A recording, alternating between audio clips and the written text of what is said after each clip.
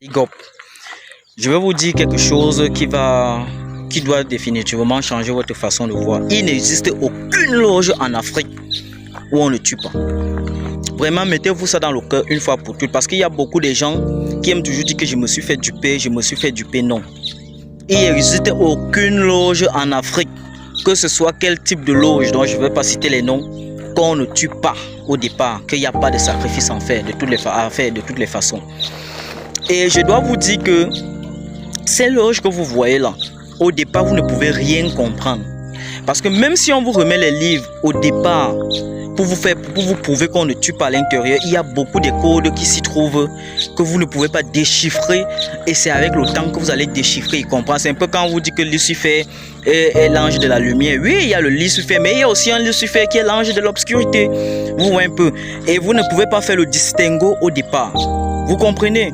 Et je vais vous faire comprendre que ces loges que vous voyez là, vous ne pouvez pas y adhérer au bas niveau et ne pas faire beaucoup de sacrifices. Il y aura beaucoup à faire. C'est pourquoi vous allez voir qu'en Europe, aux États-Unis, vous allez toujours remarquer ça. Les gars adhèrent souvent 45 ans, 50 ans.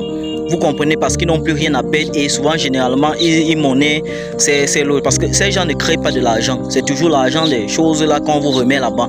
Ou bien des avantages, parce que quand vous êtes dans une loge, vous pouvez voler par exemple dans une entreprise 8 millions le mois, vous pensez qu'ils ne connaissent pas, vous pensez que l'entreprise ne connaisse pas, ils connaissent, mais les gars, ils savent que tu les voles, mais on te laisse faire, tu te dis que tu es, non, c'est juste qu'on sait que tu vas faire beaucoup, et c'est pour cela que vous allez remarquer que même en termes d'homosexualité, quand on vous dit que bon, faites avec un autre homme pour prendre les chances, ou bien les filles aussi pour prendre les chances des filles et des sacrifices que tu fais, tu vas remarquer que ça serait répétitif.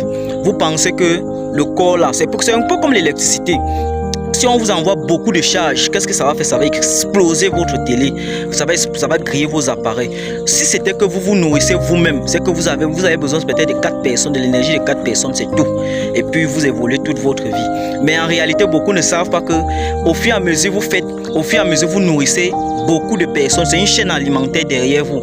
Puis encore, si vous êtes entré au bas niveau, vous pouvez nourrir 7 parents, parce que celui qui vous a parrainé et celui qui a parrainé votre parent, etc., jusqu'aux grands-mères et jusqu'aux entités de ces loges, parce que les loges travaillent avec plusieurs entités. C'est pour cela que les gens qui ont des puissantes entités, c'est vrai qu'ils sont très peu dans le monde. Les gens qui ont des puissantes entités, ce qui m'énerve, c'est qu'ils se concentrent beaucoup plus seulement à faire le traitement, alors que vous pouvez créer même une organisation, parce que les entités peuvent travailler en harmonie. L'entité de l'eau pour prendre l'entité de la terre, c'est pour cela que ces gens-là travaillent avec plusieurs entités. Il est difficile de les duper souvent. Voilà pourquoi Medine dit qu'on ne peut pas gagner le casino dans son propre jeu.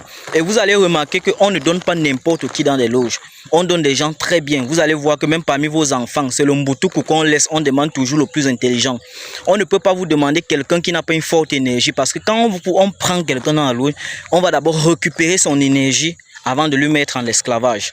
Sinon, c'est que nous tous, nous sommes déjà entrés dans les loges pour vendre les gens.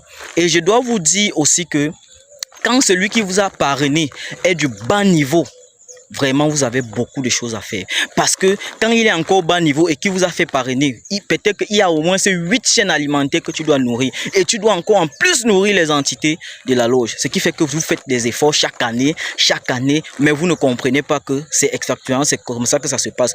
Les gens qui sont bien, ce sont les parents qui les mettent à l'intérieur. Ou bien quand tu as la chance que c'est un grand maître à l'intérieur qui te fait parrainer, là tu as quand même un peu de chance. Mais si tu commences au bas niveau, mon frère, les choses que tu vas faire, non, ça serait pour beaucoup de gens, mais sans que tu t'en rends compte. Tu penses que tu as l'énergie, tu as besoin de l'énergie de tant de personnes que tu prends là. Non, en réalité, tu es en train de prendre les choses. Et je ne dis pas que c'est aussi mauvais, parce que quand tu veux atteindre l'ultime grandeur, il faut du sang humain. Malheureusement, c'est la réalité. Quand tu veux atteindre un certain niveau de grandeur, il faut le sang humain, il faut des sacrifices. Donc, il n'y a aucune loge en Afrique qui ne fait pas de sacrifices, je veux dire. Il n'y en a aucune. Mettez-vous ça dans vos têtes. Et voilà pourquoi quand tu veux y aller duper, ils te lancent des maladies, ou bien quand tu ne les intéresses plus.